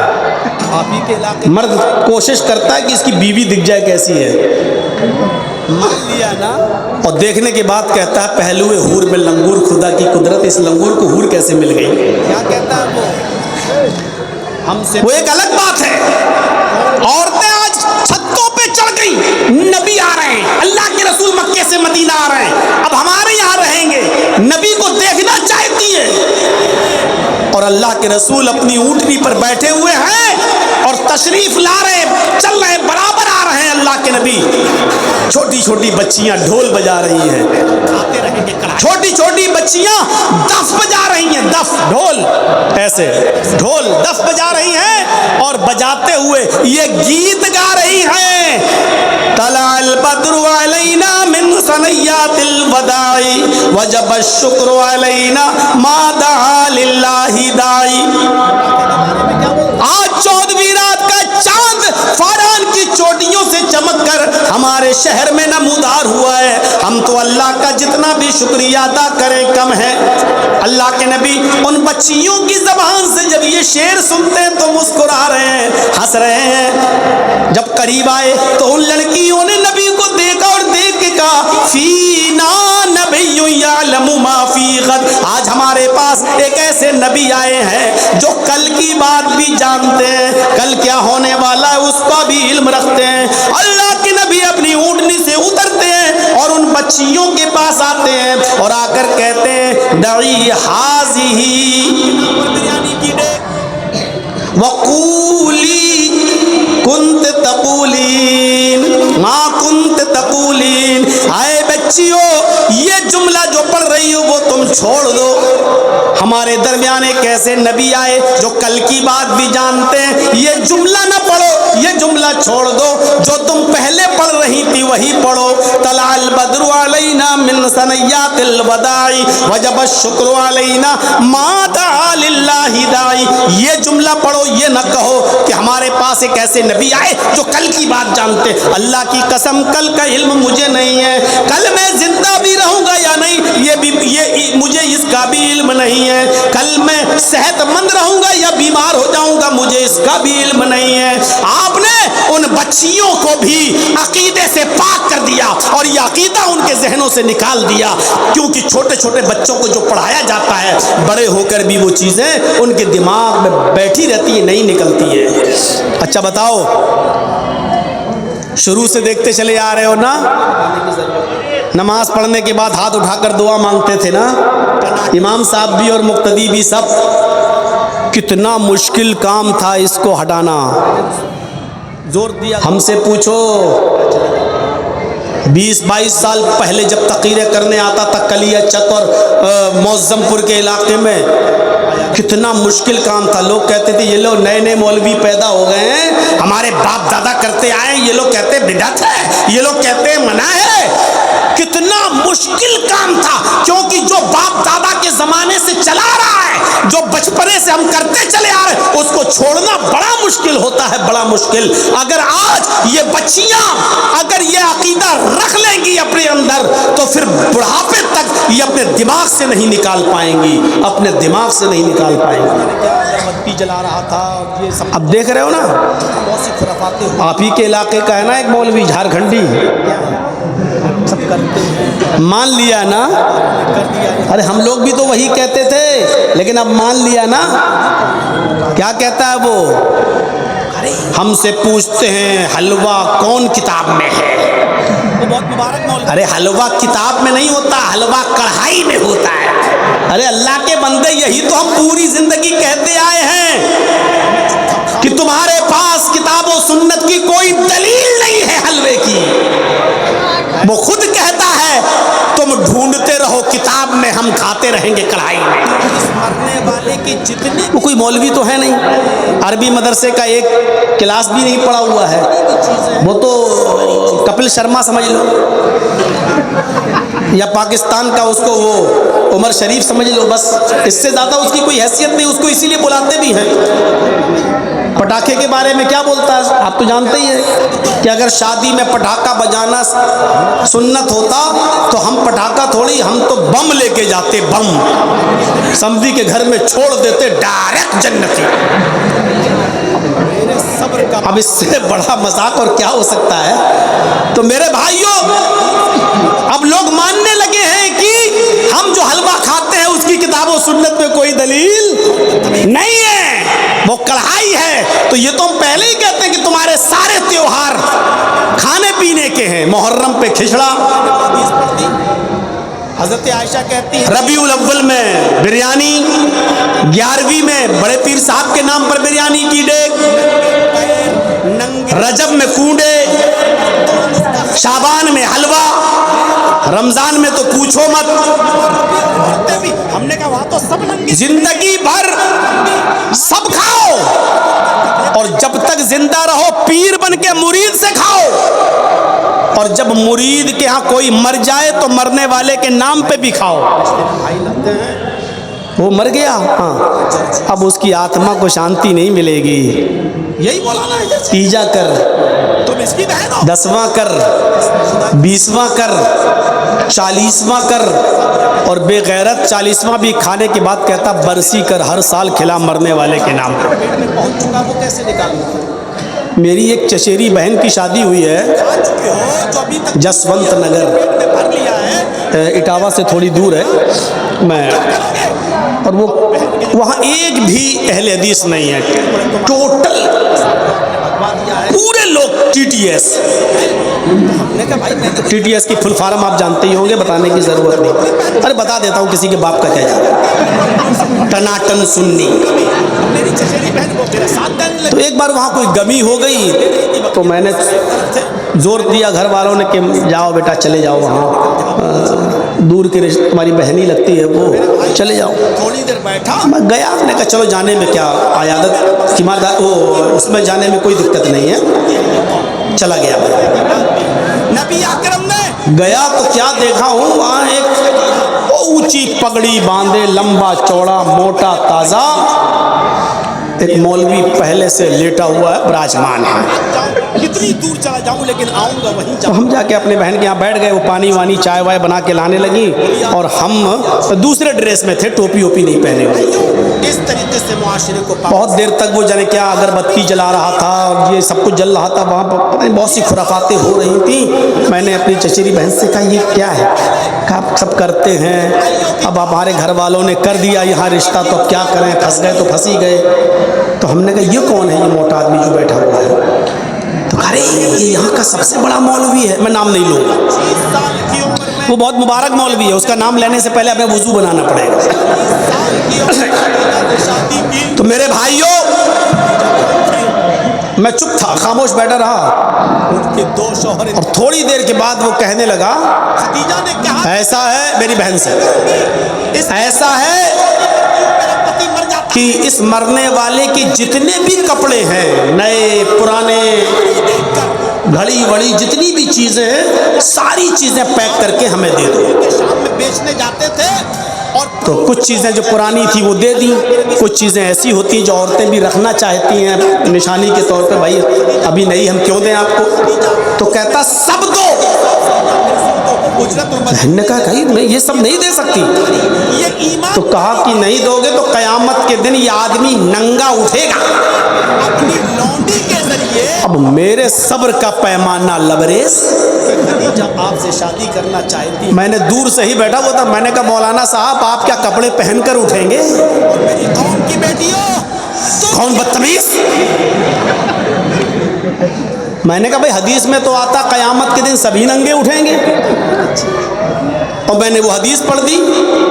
حضرت عائشہ کہتی ہیں کہ یحشر الناس یوم القیامت حفاۃ عراۃ غرلا، قیامت کے دن ہر آدمی ننگے پیر، ننگے جسم، غیر مختون، اس کا ختنہ نہیں ہوا ہوگا، غیر ختنہ، اس حال میں اٹھے گا، مرد بھی اور عورتیں بھی۔ ہم نے کہا وہاں تو سب ننگے اٹھیں گے، تم بھی اور ہم بھی، مرد بھی اور عورتیں بھی، تم کیا کپڑے پہن کر اٹھو گے؟ کیا دکھائی دیا میری بہن سے کہتا ہے یہ کون ہے؟ دیکھ لو میری بہن نے کہا رے مولانا صاحب یہ ہمارے بھائی ہیں، رشتے میں بھائی لگتے ہیں، اور مولانا جرجیز ہیں۔ اب یہی مولانا جرجیز ہے؟ ہاں، تم اس کی بہن ہو؟ قسم خدا کی اٹھا اور سب کچھ چھوڑ چھاڑ کے بھاگ گیا، کہتا ہم قبول ہی نہیں کر سکتے یہ۔ جب وہ جانے لگا تو میں نے کہا مولانا صاحب جو اب تک کھا چکے ہو، پیٹ میں پہنچ چکا، وہ کیسے نکالو گے؟ جتنی بھی شادیاں کی جو کھا چکے ہو، جو ابھی تک ٹھوس لیا ہے، اپنے پیٹ میں بھر لیا ہے 2 گھنٹے سے بیٹھ کر یہاں، وہ اب کیا کرو گے؟ اب وہ بہن کے جتنے رشتہ دار تھے وہ اس گھر کے سب ہمارے اوپر ٹوٹ پڑے، تم آئے اور ہمارے مولانا صاحب کو آپ نے بھگوا دیا ہے، یہ کر دیا وہ کر دیا، بتائیے ہیں؟ تو ہم نے کہا بھائی میں نے کوئی غلط بات تھوڑی بولی ہے، میں نے یہ کہا کہ آپ کیا کپڑے پہن کر اٹھیں گے؟ آپ لوگ سوال نہیں کرتے اپنے مولویوں سے، یہی سب سے بڑی کمی ہے۔ اب میری چچیری بہن وہ میرا ساتھ دینے لگی، بس وہی اکیلی ساتھ دے رہی تھی، بقیہ تو وہ سب ایک طرف تھے۔ میں نے موقع کی نزاکت کو سمجھا، میں نے کہا جلدی سے یہاں نکل جاؤ، وہی اچھا ہے۔ آپ نے صفیہ سے تو میرے بھائیوں تھوڑی دیر بیٹھا اور اس کے بعد میں ہم چلے آئے۔ میں نے بتانا یہ میرا مقصد ہے کہ مرنے کے بعد بھی نہیں چھوڑتی ہے یہ قوم، مرنے کے بعد بھی۔ نبی اکرم نے معاشرے کو پاک و صاف کر دیا، اس بچی تک سے کہہ دیا کہ وہ چیز پڑھو جو پہلے پڑھ رہی تھی، یہ چھوڑ دو۔ یہ عقیدے کی اصلاح ہوتی ہے، یہ عقیدے کی۔ میں کہیں بھی بھاگ جاؤں، کتنی دور چلا جاؤں، لیکن آؤں گا وہیں جہاں پر میں نے بات چھوڑی تھی۔ یہ بری عادت سمجھ لو یا اچھی عادت سمجھ لو، جو بھی ہے۔ تو میرے بھائیوں اس طریقے سے معاشرے کو پاک و صاف کیا۔ عرب کی سرزمین پر یہ حال تھا نبی اکرم صلی اللہ علیہ وسلم کے آنے سے پہلے۔ میرے بھائیوں کی جو عورت بیوہ ہو جاتی تھی اس کا نکاح نہیں ہوتا تھا، نکاح نہیں ہوتا تھا۔ اللہ کے نبی جناب محمد رسول اللہ نے 25 سال کی عمر میں، جبکہ ابھی نبی بھی نہیں بنے تھے، 40 سال کی عورت خدیجہ سے شادی کی۔ اور خدیجہ کون تھی؟ بیوہ، ان کے 2 شوہر انتقال کر چکے تھے۔ خدیجہ نے کہا تھا کہ اب میں شادی نہیں کروں گی، اس لیے کہ میں جس سے شادی کرتی ہوں میرا پتی مر جاتا ہے۔ لیکن اللہ کے رسول کی امانت داری دیکھ کر 25 سال کی عمر میں جب خدیجہ رضی اللہ تعالیٰ عنہا کا آپ مال لے کر ملک شام میں بیچنے جاتے تھے اور پروفٹ بہت ہوتی تھی، اللہ کے نبی صلی اللہ علیہ وسلم ساری پروفٹ جتنا کمایا بزنس میں وہ سب خدیجہ کو دے دیتے تھے، اور خدیجہ اس میں پرسنٹیج کے حساب سے اللہ کے رسول کو اجرت اور مزدوری دیتی تھی۔ یہ امانت داری، یہ ایمانداری دیکھی تو حضرت خدیجہ رہ نہیں پائیں، اور انہوں نے اپنی لونڈی کے ذریعے محمد رسول اللہ تک خبر پہنچائی کہ خدیجہ آپ سے شادی کرنا چاہتی ہیں، کیا آپ نکاح کریں گے؟ خدیجہ نے ایمانداری دیکھی۔ اور میری قوم کی بیٹیوں تم کیا دیکھتی ہو؟ میرا بیٹا آپ کے پاس ہے، آپ نے کہا واٹس ایپ پہ کوئی مسکرا کے بول دے، تم کہتی ہو بہت اچھا، آپ کو کتنا پیسہ چاہیے، ہم پیسہ دینے کے لیے۔ میسنجر پہ کوئی اتنی جلدی بھروسہ کر لیتی ہو، تم کچھ نہیں دیکھتی ہو کہ اس کا خاندان کیسا، اس کا گھر کیسا، اس کا مکان کیسا، اس کی عادت کیسی، اس کے رشتہ دار کیسے۔ سوشل میڈیا اتنی خطرناک چیز ہے کہ دیکھنے رہے ہو پاکستان سے بھی 4 بچوں کی اماں بھاگ کے چلی آئی اور کس چھوارے کے پاس آئی، اس کو پتہ نہیں کیا دکھائی دیا اس میں، دیکھ لو اس چھچوندر پہ کیا دکھائی دیا اس کو۔ یہ سوشل میڈیا کا کمال ہے، سوشل میڈیا کا کمال۔ یہ تو حضرت خدیجہ نے کیا دیکھا؟ ایمانداری۔ 25 سال کی عمر میں 40 سال کی خدیجہ سے آپ نے نکاح کیا، اور پھر جب آپ کی بیوی خدیجہ کا انتقال ہو گیا تو اس کے بعد میں آپ نے جتنی بھی شادیاں کی، جتنی بھی شادیاں کی، آپ تعجب کریں گے وہ شادیاں آپ نے جو کی یا تو بیوہ سے یا طلاق شدہ عورت سے۔ آپ کی صرف ایک بیوی کنواری تھی بس، جس کا نام تھا عائشہ۔ محمد کے پاس رہوں گا، عائشہ کے علاوہ جتنی بھی بیویاں تھیں، حفصہ جو عمر کی بیٹی تھی، ان کا شوہر خنیس جنگ بدر میں زخمی ہو گئے تھے اور بعد میں زخموں کی تاب نہ لا سکے، انتقال کر گئے، تو آپ نے خنیس کی بیوی عمر کی بیٹی حفصہ سے نکاح کیا، وہ بیوہ تھی۔ آپ نے صفیہ سے نکاح کیا، وہ بھی میرے بھائیوں ایک جنگ میں گرفتار کر کے لائی گئی، قیدی بن کر لائی گئی، حصے میں نبی کی آئیں، لونڈی بنی، آپ نے آزاد کر دیا، پھر اس کے بعد میں آپ نے ان کو اپنے نکاح میں لے لیا۔ حضرت صفیہ سے آپ نے نکاح کیا، خدیجہ کے علاوہ میمونہ، وہ بھی آپ کی بیوی جو تھی وہ بیوہ۔ یہ آپ نے جتنے بھی نکاح کیے یا تو بیوہ سے یا مطلقہ جن سے طلاق ہو چکی تھی، جن کی طلاق ہو چکی تھی، تو آپ نے یہ رسم بھی ختم کی کہ لوگوں جو عورت کا شوہر مر جائے وہ عورت منحوس نہیں ہوتی ہے، اس کا مطلب یہ نہیں ہوتا کہ اب جو بھی اس سے شادی کرے گا وہ آدمی مر جائے گا یا یہ اس کو ڈس لے گی۔ آپ نے اس بری رسم کو ختم کرنے کے لیے خود آپ نے حضرت خدیجہ سے پہلے نکاح کیا، پھر آپ نے صفیہ سے کیا، حفصہ سے کیا، میمونہ سے کیا، آپ نے یہ نکاح بھی کیے۔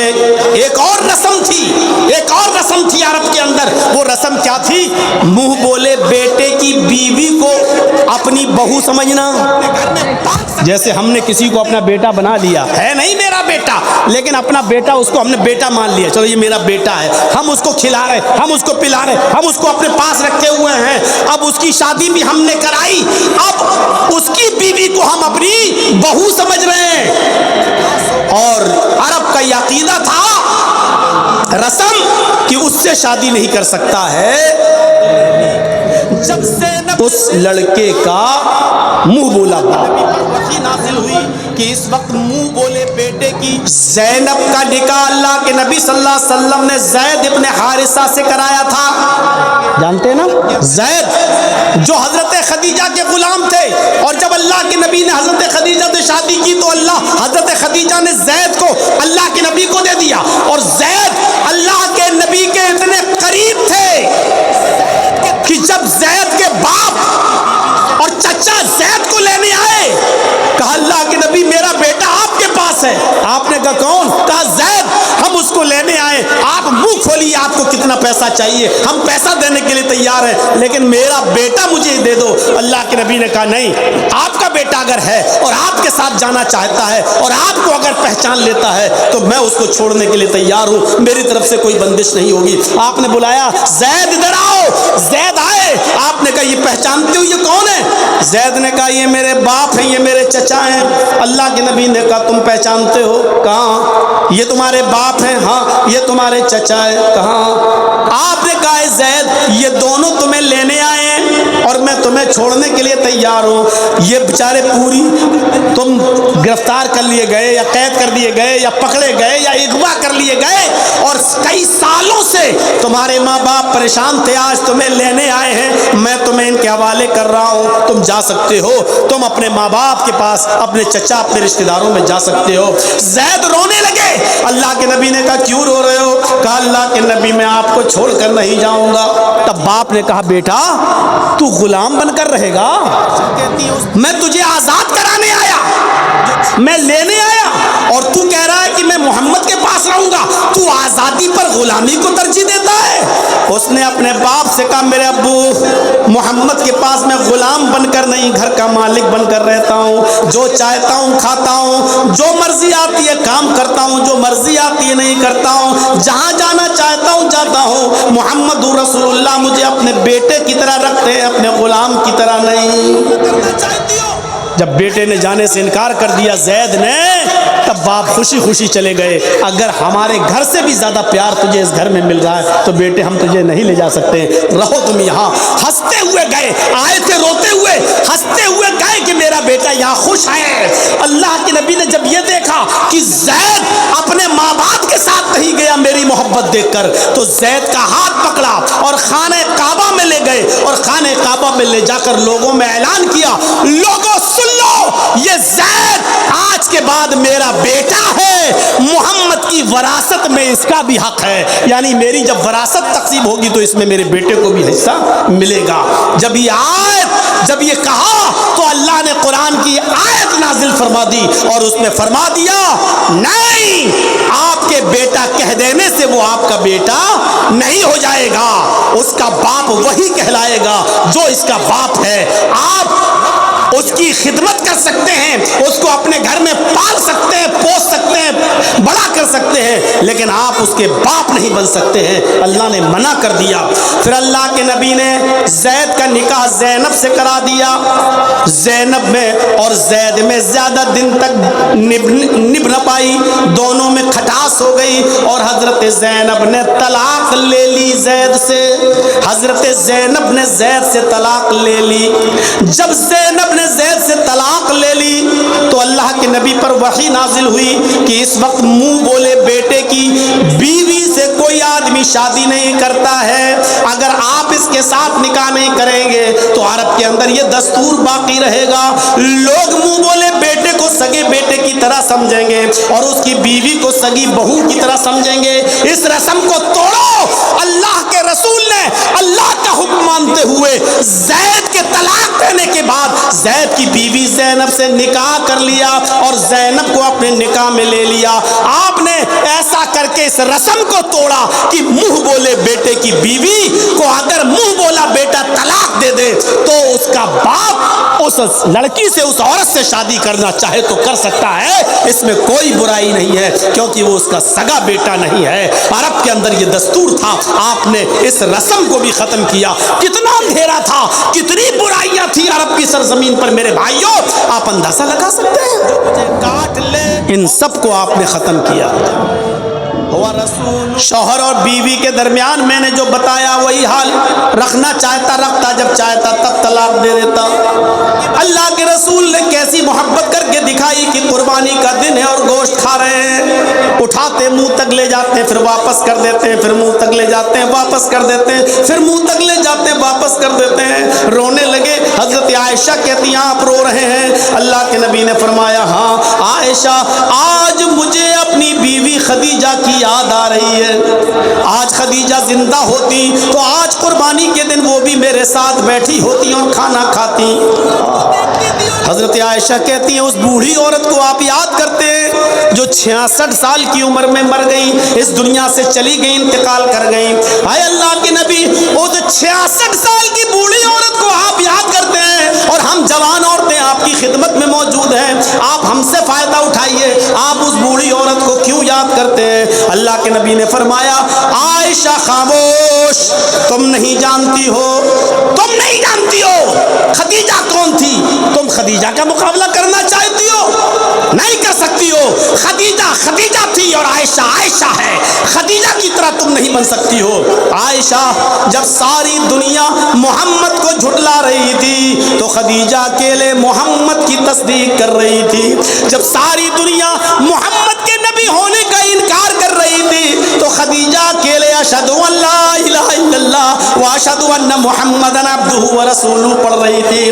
جب ساری دنیا محمد کو پتھر مار رہی تھی اور میرا سر پھٹ رہا تھا، خون میرے ماتھے سے پیشانی سے ٹپک رہا تھا، تو اکیلے خدیجہ اپنے سر کا دوپٹہ پھاڑ کر میرا خون صاف کر رہی تھی، میرا خون صاف کر کے مجھے ڈھارس دے رہی تھی اور تسلی دے رہی تھی۔ عائشہ تم خدیجہ کا مقابلہ نہیں کر سکتی ہو، خدیجہ خدیجہ ہے اور عائشہ عائشہ ہے۔ اس طریقے سے آپ اپنی بیوی خدیجہ کے ساتھ رہے، اس طریقے سے آپ نے رول ادا کیا۔ میرے بھائیوں، حضرت عائشہ سے بھی محبت کی انتہا تھی، اتنی انتہا تھی کہ حضرت عائشہ کے اونٹ کو چھوڑ کر آپ صفیہ کی اونٹ پر سوار ہو گئے۔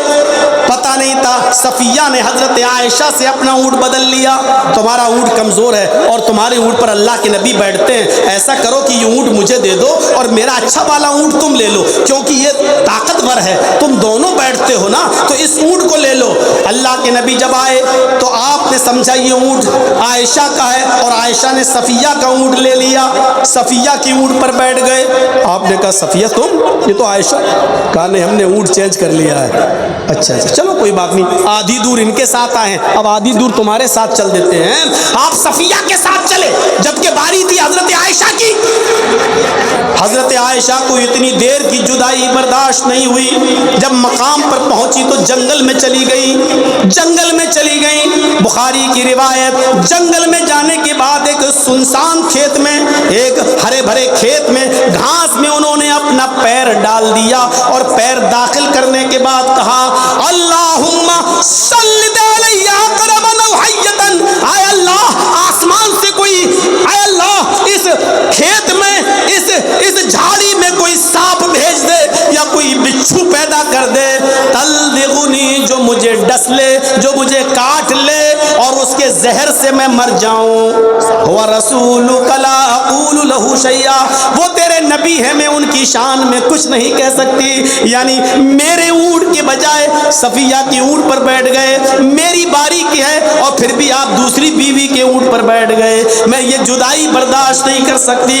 اتنی محبت تھی حضرت عائشہ صدیقہ کو اللہ کے رسول سے, یہ محبت کرنا سکھلایا تھا اللہ کے رسول نے, ایسا پیار کرنا سکھلایا تھا محمد رسول اللہ نے, روح پھونک دی پیار کی محمد رسول اللہ صلی اللہ علیہ وسلم نے. غور کرو, جب ساری دنیا سورج کو دیکھتی تھی اور سورج کو سورج کہہ رہی تھی, سورج کو سورج کہہ رہی تھی, تو حضرت عائشہ سے پوچھا گیا تو حضرت عائشہ کہتی میرا سورج تو محمد رسول اللہ ہے, میرا سورج تو محمد رسول اللہ ہے. پھر وہ شعر بھی پڑھا کرتی تھی اور کہا کرتی تھی لی شمس وللآفاق شمس, لی شمس وللآفاق شمس, شمسی خیر من شمس السماء فإن الشمس تطلع بعد فجر شمسی طالع بعد العشاء. حضرت عائشہ یہ شعر پڑھا کرتی تھی, ایک آسمان کا سورج ہے, ایک میرا سورج ہے, لی شمسن, ایک میرے پاس بھی سورج ہے, ایک آفاق آسمان کا بھی سورج ہے, لی شمسن وللآفاق شمسن, شمسی خیر من شمس السماء, میرا سورج آسمان کے سورج سے زیادہ اچھا ہے, میرا سورج آسمان کے سورج سے زیادہ بہتر ہے. پھر کہتی تھی شمس الناس تطلع بعد فجر, لوگوں تمہارا سورج تو فجر کے بعد پورب سے نکلتا ہے, تمہارا سورج فجر کے بعد پورب سے نکلتا ہے. شمسی تطلع بعد العشاء, لیکن میرا سورج عشاء کے بعد میرے بستر پہ آتا ہے, میرا سورج عشاء کے بعد میرے بستر پہ آتا ہے. یعنی محمد رسول اللہ کو سورج بتایا ہے حضرت عائشہ نے, ایسی مثالی محبت پیدا کر دی میرے بھائیوں. سماج کی اصلاح, کتنے رسم و رواج کو ختم کیا محمد رسول اللہ صلی اللہ علیہ وسلم نے. ایک شخص کو دیکھا وہ نماز پڑھ رہا, آیا وضو بنایا, نماز پڑھی, آپ نے اس کو بلایا ادھر آؤ, ارجع, دوبارہ جاؤ, وضو بناؤ, فصلی انک لم تصلی, ابھی تم نے نماز نہیں پڑھی. وہ دوبارہ گیا, وضو بنا کے آیا, پھر نماز پڑھی, آپ نے کہا ارجع, پھر لوٹو, وضو بناؤ, دوبارہ آؤ, دوبارہ نماز پڑھو, فانک لم تصلی, تم نے نماز نہیں پڑھی. غور کرو, اس نے 3-4 مرتبہ وضو بنایا, 3-4 مرتبہ اس نے نماز پڑھی. کہنے لگا اللہ کے رسول اس سے اچھی نماز میں نہیں پڑھ سکتا. پھر آپ نے اس کو نماز پڑھنا سکھلایا, صحیح طریقہ بتایا, کیسے رکوع کیا جائے, کیسے سجدہ کیا جائے, کیسے وضو کیا جائے, یہ سب طریقہ بتایا. اس لیے کہ توحید کے بعد, شرک سے بغاوت کے بعد, شرک سے انکار کے بعد سب سے بڑا فریضہ جو ہے وہ نماز کا ہے, اور نماز انسان صحیح نہ پڑھے تو ساری عبادتیں بیکار ہے. اس لیے آپ نے اس کی اصلاح کی اور اس کو نماز پڑھنا سکھلایا. اصلاح. ایک نوجوان آیا, کہا اللہ کے نبی اجازت دیجئے میں زنا کرنا چاہتا ہوں. زنا؟ لیکن آپ مائک سے کیوں آواز, کس چیز کی اجازت؟ زنا کی, سب سے برا کام. اور کس سے اجازت مانگ رہا ہے؟ دنیا کے سب سے اچھے انسان سے, اللہ کے رسول سے. اے اللہ کے نبی مجھے زنا کی اجازت دیجئے. صحابہ اس کو ڈانٹ رہے, ہٹ ہٹ کمینہ, کیا چپ, کیا बोलना, चुप चुप। अल्लाह के नबी मुस्कुराते कहते नहीं नहीं नहीं, तुम डांटो नहीं। अभी कोई आदमी मुझसे कहे कि मौलाना साहब ये मैदान में हम जाना चाहते हैं, आज बहुत अच्छा माहौल है, जाऊं? तो अभी डांट, भाग कमीने, हमसे क्या पूछता है? अगर कोई हमसे पूछे कि जर्जी साहब किसी लड़की से दोस्ती है कि मैं उसके साथ जाके कुछ कर सकता हूँ, हम क्या बोलेंगे? कमीने, तुझे शर्म नहीं आती? हमसे भी इस तरीके की बातें कर रहा है तू? वो फिदिया देगा। वो अल्लाह के रसूल से कह रहा है इजाजत दो जिना की, और साहबा डांट रहे हैं। अल्लाह के नबी कहते डांटो नहीं, इधर आओ। है कोई? कहाँ? कोई दोस्त है? अरे आज के माहौल के हिसाब से बोलूँ ना, हाँ एक गर्लफ्रेंड है मेरी। वो बच्चे जिन पर रोजा फर्ज नहीं। अच्छा, मिलना चाहते हो कि जी? आपने कहा ठीक है मैं इजाजत देता हूँ, लेकिन ये बताओ कि जो काम तुम उसके साथ करना चाहते हो, अगर मैं तुमसे ये कहूं कि ये काम तुम अपनी बहन के साथ करो तो करोगे? कहता फिदा का बीवा उम्मी या रसूल अल्लाह, मेरे माँ बाप आप पर कुर्बान। अल्लाह के नबी, बहन के साथ कैसे कोई कर सकता है? नहीं, कोई इज्जत वाला इंसान, इज्जतदार शख्स अपनी बहन के साथ ये काम नहीं कर सकता। आपने कहा बेटी के साथ? कहा नहीं। आपने कहा फूफी के साथ? कहा नहीं। खाला के साथ? कहा नहीं। चची के साथ? कहा नहीं। आपने कहा जिस लड़की के साथ तुम ये काम करना चाहते हो वो भी किसी की बहन होगी, बेटी होगी, फूफी होगी, खाला होगी, चची होगी, कुछ तो होगा। फिर वो कैसे बर्दाश्त करेगा कि मेरी चची, मेरी बेटी, मेरी बहन के साथ ये काम किया जाए? कहने लगा अल्लाह के नबी मेरी समझ में आ गया है, मेरे लिए दुआ करिए। अल्लाह के रसूल ने उसके सर पे हाथ फेरा और दुआ की कि अल्लाह इस नौजवान की नजरों की हिफाजत फरमा। वो नौजवान का बयान है, उसके बाद लड़की तो छोड़ो, किसी भी हराम चीज के ऊपर मेरी नजर नहीं पड़ेगी। भाइयों 1.5 घंटा हो गया, किसी भी हराम चीज के ऊपर मेरी नजर नहीं पड़ी। ये तरीके थे इस्लाह करने के। आप बहुत बड़े मुअल्लिम थे, बहुत बड़े मुस्लिह थे। समाज की इस्लाह जिस अंदाज से मोहम्मद रसूलुल्लाह ने की, किसी ने नहीं। अभी गफ्फार साहब से मसला पूछा गया ना कि रमजान के महीने में माइक के जरिए मस्जिद से पैसा शहरी के लिए उठाना जायज़ है कि नाजायज़? अब्दुल गफ्फार साहब न जायज़ कह पाए न नाजायज़ कह पाए, और कहा कि अच्छा नहीं लगता। मेरे भाइयों, ऐसा तरीका सरासर गलत और नाजायज़ है। आप मस्जिद के मिंबर पे या मस्जिद के माइक से रात में किसी को बेदार करें, यह आपके लिए जायज़ है ही नहीं। इसलिए कि अल्लाह के नबी ने फरमाया कि अपनी जबान से और अपने हाथ से किसी मुसलमान को तकलीफ मत पहुंचाओ। अल मुस्लिम मन सलिम अल मुस्लिमून मिन लिसानी व यदी। मुसलमान वो है जो अपनी जबान और अपने हाथ से दूसरे को तकलीफ न पहुंचाए। आप अपनी जबान से दूसरे मुसलमानों को तकलीफ पहुंचा रहे हैं। आप कहेंगे कि शहरी के लिए उठाना तकलीफ वाली चीज है? हाँ, जिनको रोजा रखना है बहुत से उनके पास रास्ते हैं। मोबाइल में अलार्म लगाना, घड़ी में अलार्म लगाना, उठ जाना, उनके पास बहुत से तरीके हैं। लेकिन आप माइक से क्यों आवाज देंगे? क्यों पुकारेंगे? क्यों चिल्लाएंगे?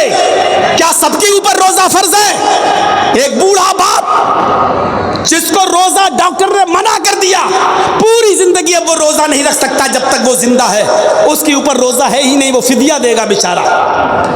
एक मिस्कीन खाना खिलाएगा, आप माइक पकड़ के कहते हैं रोजेदार भाइयों उठिए और सहरी कीजिए, बनाइए।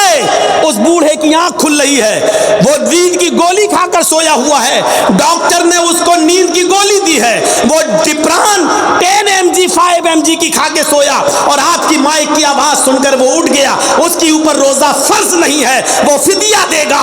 आपने उसकी नींद में डिस्टर्ब कर दिया। आप कौन होते हैं उसकी नींद में खलल करने वाले? एक औरत जिसको पीरियड आ रहा है रोजा नहीं रख सकती, आपके माइक की आवाज ने उसकी नींद में भी डिस्टर्ब कर दिया, उसको भी उठा दिया। वो बच्चे जिन पर रोजा फर्ज नहीं है, आपने उनकी भी नींद में डिस्टर्ब कर दिया। वो औरतें जो अपने बच्चों को दूध पिलाती हैं, शरीयत जिनको रुख्सत दे रही है कि वो रोजा छोड़ने बाद में पूरा करें, आप उनके रोजे में डिस्टर्ब कर रहे हैं, उनकी नींद में आप डिस्टर्ब कर रहे हैं। मेरे भाइयों, जिन औरतों के पेट में हमल है, बच्चा है, आपने उनकी नींद में भी डिस्टर्ब कर दिया। शरीयत कहती है कि वो रोजा छोड़ने बाद में रखें। मेरे भाइयों, मुझे बताइए कि आप कौन सा سا ثواب کا کام کر رہے ہیں؟ آپ مسلمانوں کو تکلیف دے رہے ہیں، جن کے اوپر روزے کی رخصت ہے آپ ان کو تکلیف دے رہے ہیں، اور تکلیف کسی بھی مسلمان کو دینا جائز نہیں ہے آپ کے لیے۔ اس لیے رات میں مائک سے اعلان کرنا، نعتیں پڑھنا اور نظمیں پڑھ کے اٹھانا یہ سراسر ناجائز ہے، غلط ہے۔ آپ یہ چیزیں نہیں استعمال کر سکتے ہیں، آپ کے لیے شریعت اس بات کی اجازت نہیں دیتی ہے۔ اس لیے جہاں بہت سی چیزوں کی اصلاح ہمارا معاشرے میں ہم کریں گے، یہ بھی اصلاح کرنا چاہیے، کیونکہ اب رمضان کا مہینہ شروع ہونے والا ہے، 18 یا 19 تاریخ کو پہلا روزہ ہے۔ اس لیے میرے پیارے ساتھیوں، ہمیں اپنے مائک سے رات میں اٹھانے کی ضرورت نہیں ہے، اپنے معاشرے میں ہم اس چیز کی بھی اصلاح کریں۔ میرے بھائیوں، 1.5 گھنٹہ ہو گیا ہے، آپ لوگ یہ کیمرے اب سمیٹ لیں، اور آپ سے میری گزارش ہے، جیسا کہ ہمارے ناظم مدرسہ نے ہاشم صاحب نے کہا تھا کہ جرجیت صاحب آپ کی بہت بات مانتے ہیں لوگ، اس ادارے کے لیے آپ تھوڑا سا ان سے تعاون مانگ لیں، میں بھی آگے بڑھ رہا ہوں۔ یہ کیا ہے؟